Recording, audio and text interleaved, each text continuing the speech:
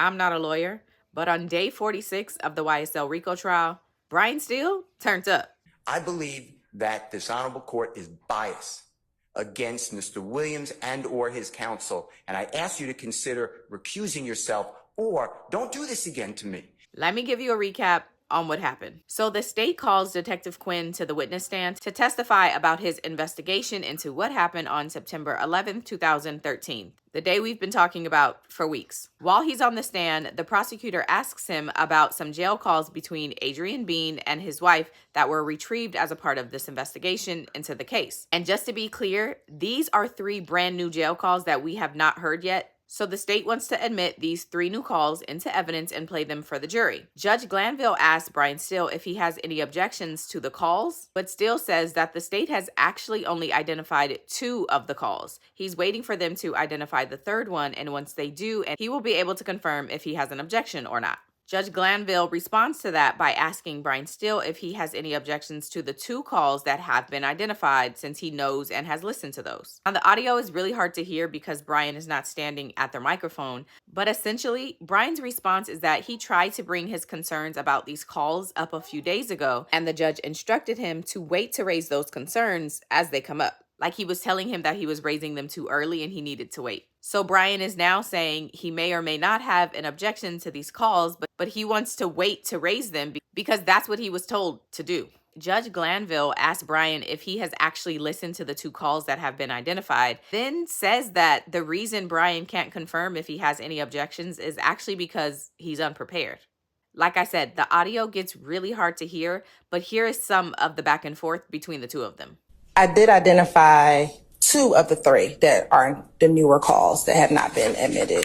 I identify 1, and I'll call it, for the purposes of this, the chicken call, because it stands out because she's talking about cooking fried chicken. The 2nd call after that is a call where she's at the baseball game, and that's very identifiable. It is the 3rd call that I advised that I will ask the court if we can take a brief break so I can just identify which call that is. Any objections to the baseball or chicken call? You said to let you know if the issue comes up. Okay, but do you have any specific objections to those 2 calls? Not the 3rd one that we're going to need to take a break on. As I told you. Yeah. I may have, I may not. But you're going to be told me to let you know. So I'm following your direction. You're not prepared. Because if you prepared, you'd have told me. You invited this conversation. I didn't. I asked you if you were ready. If you were ready, you say, yes, Judge, I'm ready. I have to do those 2 calls. Now, if you're not ready, then go ahead and tell me you're not ready, and we'll go ahead. I'll go ahead and we'll figure out something else to do. You instructed me. I raised this already. You know exactly what I'm talking about. No, I said no. Well, then we need to ask the jurors, like we need to cite the refreshment. At the end of that clip, Brian Steele says maybe the jury should leave the courtroom and then he can properly refresh the judge's memory regarding the situation. All of that happened in front of the jurors. So the jurors leave, and child, just buckle up. Also, heads up, this next part ends up taking the rest of the day, and it gets a bit hard to follow. They jump to different topics, so just try to keep up. This is the 2nd time that this honorable court in front of the jury has addressed me inappropriately and wrongly. 2nd time.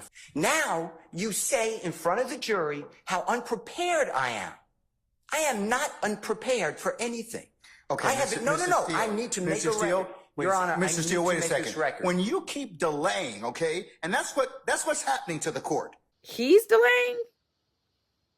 You keep delaying and elongating our ability to present a seamless case in front of the jury. Now, I asked you those 2 particular questions because if they turned over the audio to you in discovery and you've listened to them already, then you either have an objection or you don't have an objection.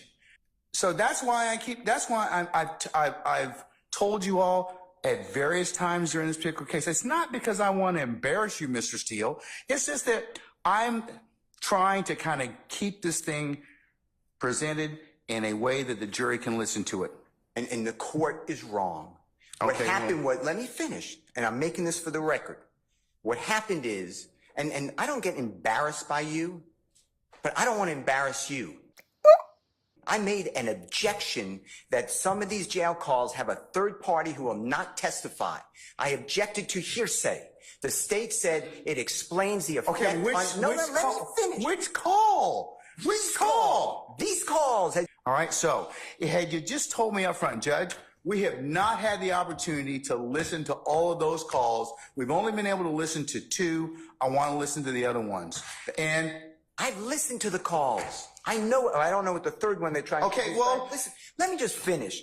So you presuppose I don't know what the calls are. Well, there's issues in those calls that you need to address. But I politely make an objection and say, Your Honor, based upon what you told me, which is what you told me, we'll take it up later. You tell in front of the jury how unprepared I am. And let me tell you something. I am not unprepared. I don't appreciate the court telling me that.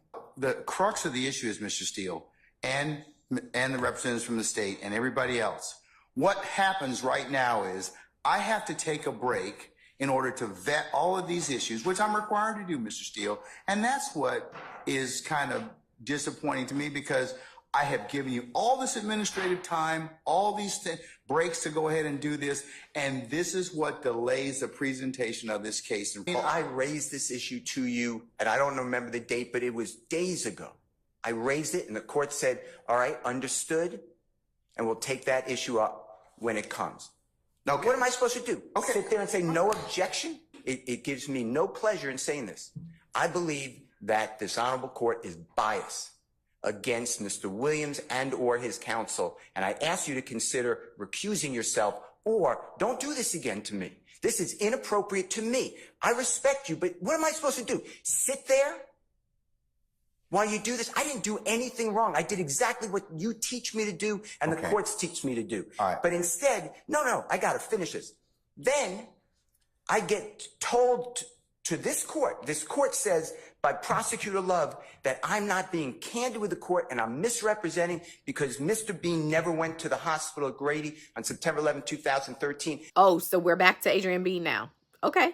And Miss Love has a document on the desk to prove it. I sat right in front of Your Honor at the table, at the bench, and I said, I'd be careful what you say. That's not accurate.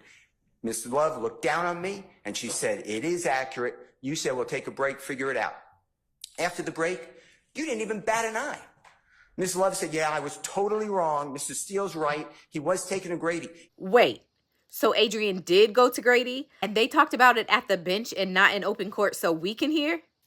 If I would have done that and called another member of the bar disingenuous, not truthful, no candor, and misrepresenting, you would have had me yelling in front of a jury.